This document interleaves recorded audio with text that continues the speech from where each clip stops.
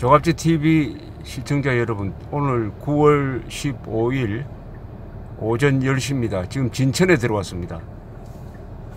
충북 진천인데 여기가 김유신이 태어난 곳입니다. 김유신은 경주 사람이 아니고 충청북도 사람입니다. 김유신을 찾아갑니다. 김유신 하면은 여러분들이 적극적으로 머리에 떠오르는 게 삼국통일입니다. 삼국통일했을 때 연상되는 이름이 김유신, 태종무열왕, 문무왕 세 사람 중에 한 사람일 텐데 아마 김유신이 먼저 머리에 떠오를 것이라고 생각됩니다. 김유신 삼국통일. 그런데 김유신은 왕이 아닙니다. 그런데 왜 왕을 젖혀놓고 김유신이 먼저 머리에 떠오르느냐? 김유신은 우선 오래 살았습니다. 79살에 죽었습니다.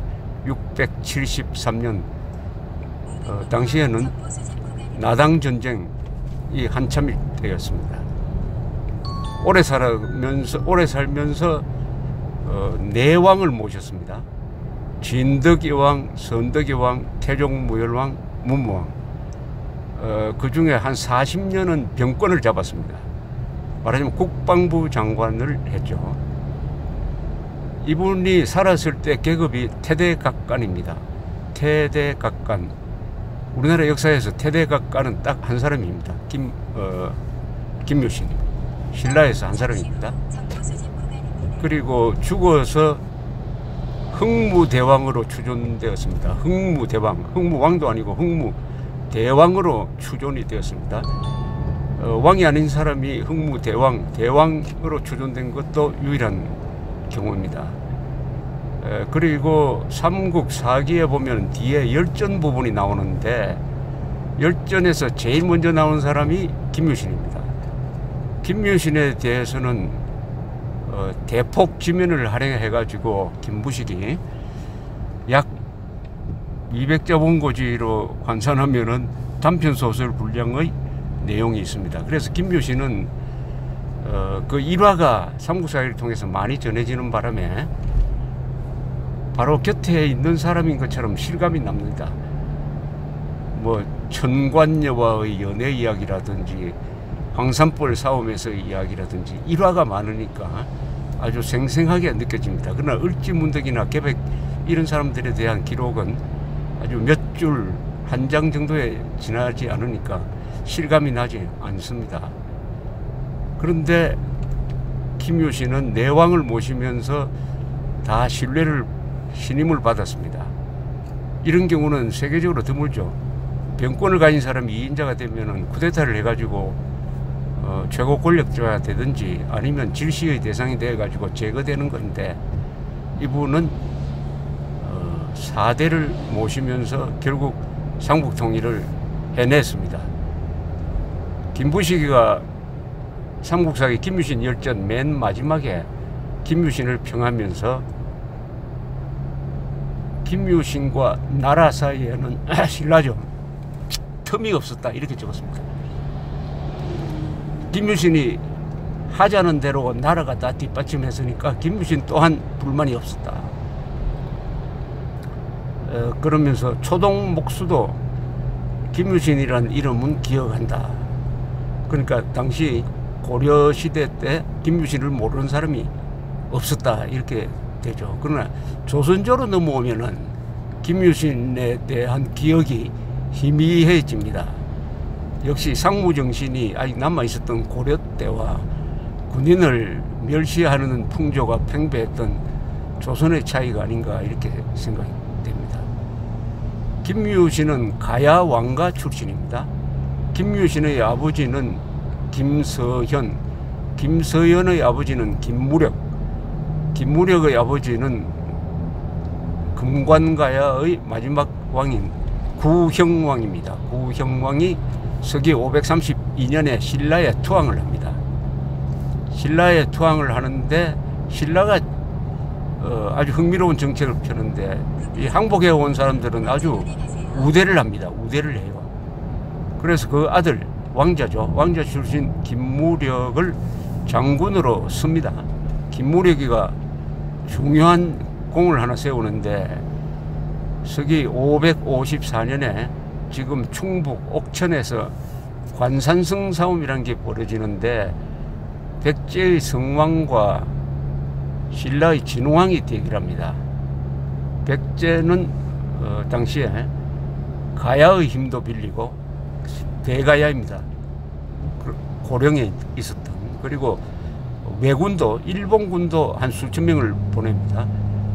약 3만의 대결에서 성왕이 집니다. 그리고 성왕이 목숨을 잃죠. 잡혀가지고 참수당하는데 이때 김무력, 김유신의 할아버지는 어디를 지키고 있었느냐 하면은 지금 서울 신주라고 했는데 뭐 서울시장 또는 수도 방위사령관 역할 좀 했겠죠. 지름식으로 이야기하면은 이 사람이 아주 관상성 싸움에서 공을 세웠습니다. 저기 북한산 비봉에 진왕 순수비가 있었습니다. 그런데 지금 박물관으로 옮겼습니다만은 거기 보면은 김무력 이름이 나옵니다. 무력 이름이라고요. 김유신은 진천에서 나서 이 소년기를 진천에서 보냈다고 합니다. 진천에 가면은 생가가 사적으로 지정되어 있고 태실이라고 그래가지고 그 날 때 태를 어디 보관한 게 산속에 있습니다. 고려시대 때는 아주 김유신을 중하게 여겼으니까 그 태실을 유지를 했는데 산 중턱에 있어서 잘 올라가기는 좀 힘들고요. 그 다음에 길상사라 해가지고 제사를 지내는 절이 있습니다. 길상사. 그리고 지금 가려고 하는 목표 중에 하나가 비구니 성녀들이 돈을 모아서 만든 보탑사라는 탑이 있습니다. 우리나라에서 목탑으로 현존하는 목탑으로 제일 높은 탑인데 3층 탑인데 높이가 한 40m 넘습니다. 통일대탑이라고 하기도 합니다.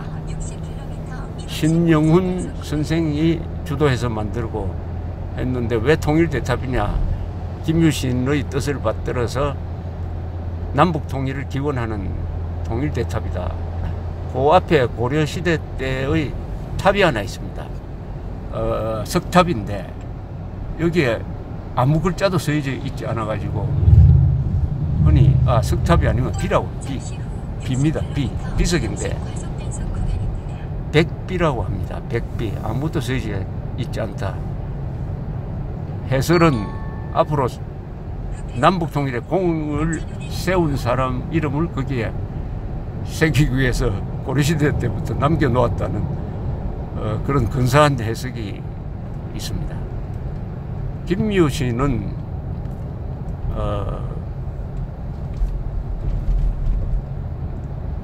파워 폴리틱스라고 그래야 되나? 이게 아주 정치 군인입니다.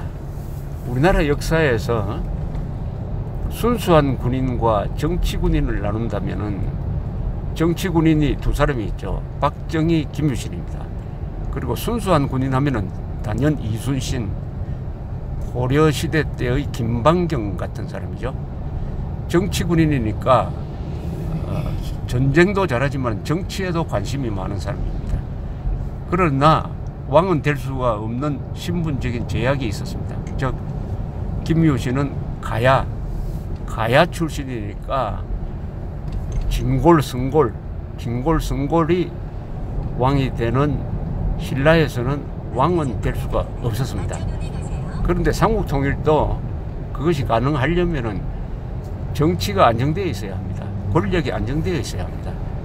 삼국통일은 전쟁 잘한다고 되는 게 아니고 외교도 잘하고 정치를 잘해야 됩니다. 그런데 정치, 외교, 전쟁 이 삼박자가 맞아야 되는데 신라가 삼국통일할 때 세 사람이 그 역할을 분담을 했습니다. 외교는 태종무열왕이 목숨을 건 외교를 통해서 나당 연합을 만들었습니다. 한미동맹과 더불어 우리나라 역사상 가장 성공적인 외교 전략이었습니다. 그 다음에 전쟁, 군사는 김유신이 맡았습니다. 그 다음에 태종무열왕이 일찍 죽었습니다. 서기 660년에 백제를 멸망시킨 다음에 죽었는데 그 뒤에 왕이 된 사람이 문무왕. 문무왕이야말로 통일대왕이죠. 정치를 잘 했습니다. 그래서 백제 고구려를 멸망시킨 다음에 그 유민들을 다 포용을 해가지고 한민족으로 만든 사람이 문무왕이니까 어떻게 보면 이 세 분 중에 마무리는 문무왕이 했습니다. 문무왕이. 그래서 우리나라에서 대왕을 붙이는 사람이 몇 사람 있는데 문무대왕, 광개토대왕, 세종대왕 뭐 이렇게 되는 거 아니겠습니까? 이것은 독일의 경우에도 마찬가지입니다만은 1870년에서 71년 사이 보불 전쟁에서 이겨서 프러시아가 독일을 통일할 때도 세 사람의 영웅이 있었습니다. 윌헬름 1세 황제, 그 다음에 비스마르크 외교 정치, 그 다음에 몰트케라는 군인이 있었습니다. 이탈리아가 1860년에 통일할 때도 역시 외교는 카불이라는 사람이 맡았고 왕은 엠마뉴엘 2세, 그리고 군사는 뭐 가리발디 또는 지식인 중에 마치니 같은 사람. 그러니까 이게 통일을 할 때는 꼭 외교, 군사, 정치가 잘 이렇게 호흡이 맞아야 됩니다. 김유신은 요새 화랑대, 즉 육군사관학교에 가면은 화랑대라고 하는데 화랑도의 대표였습니다. 화랑도의 대표가 김유신이었습니다. 풍월주라고 그랬습니다. 풍월주라고 했습니다. 김유신은 그 동생이 문희라는 사람이에요. 문희. 김문희죠. 김문희. 동생을 태종무열왕에게 말하자면 시집 보냈는데 그것도 계략을 써서 했습니다. 그래서 혈련으로 맺어졌습니다. 그리고 태종무열왕 김춘추와 문희 사이에서 난 딸이 김유신의 부인이 됩니다. 요새로 이야기하면은 좀 그게 안 맞는데 이 당시에 뭐 서양도 마찬가지입니다만은 이때는 아주 유교가 들어오기 전에 이 건친 결혼이 이루어졌습니다. 그래서 김유신과 김춘추는 결혼에 의해서 이중 결혼이죠. 서로 끊을래야 끊을 수 없는 일심동체가 되었습니다. 동시에 신라 왕손을 대표하는 사람과 가야 왕손을 대표하는 두 사람이 한 덩어리가 된 건데 요새로 말하면 PK하고 TK가 한 덩어리가 된 것이 정권을 안정시키고 권력을 안정시켜서 삼국 통일을 가능하게 한 것입니다. 신라 백제 고구려를 연구를 하면은 고구려는 전쟁을 잘하고 백제는 문화가 발전했는데 신라는 뭘 잘했느냐? 정치를 잘한 나라입니다.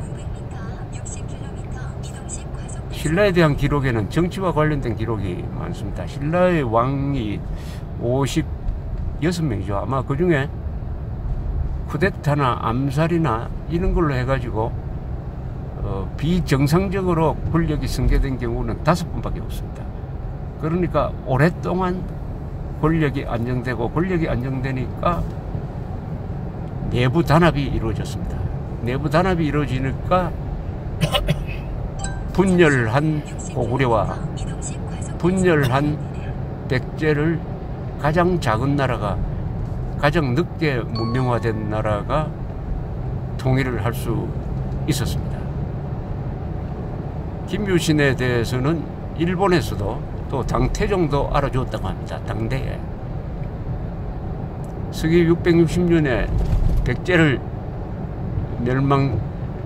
멸망시키니까 그때 당나라가 13만 대군을 끌고 들어왔는데 그때 내친 김에 사실은 신라까지 먹어버리려고 했습니다. 신라가 결전태세를 취하니까 소정방이가 의자방 등을 잡아서 귀국을 했습니다. 귀국하고 당고종, 태종이 그때 죽었습니다. 당고종한테 귀국 보고를 하니까 고종이 물었어요. 왜 내친 김에 신라마저 치지 않았느냐에 대해서 소정방이가 이렇게 설명을 합니다. 신라는 비록 나라는 작지만 임금은 백성을 사랑하고 신하는 나라에 충성하고 아랫사람은 윗사람 대하기를 부형과 같이 함으로 함부로 도모할 수가 없었습니다. 이렇게 이야기한 게 상북사기에 적혀 있습니다. 요 말은 임금, 백성, 신하가 똘똘 뭉쳐 있었다.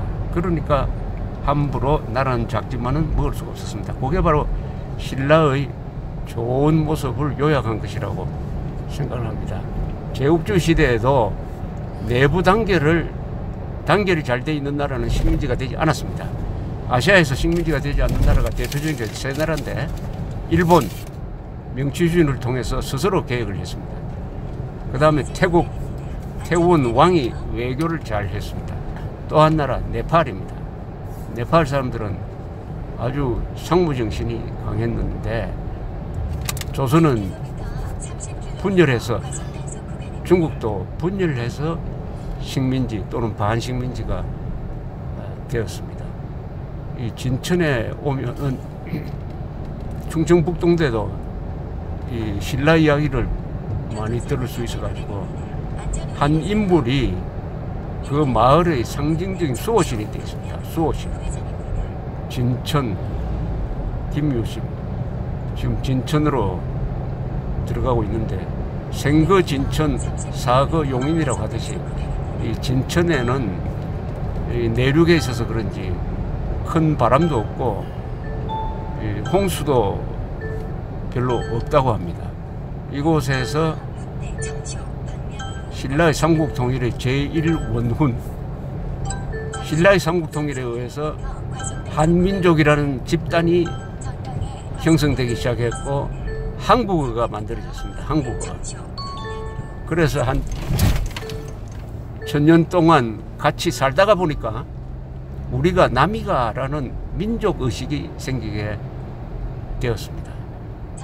그래서 저는 김유신을 한민족을 만든 우리 민족사의 제1인물이라고 평을 합니다. 현장에 가서 또 별도로 말씀드리겠습니다. 감사합니다.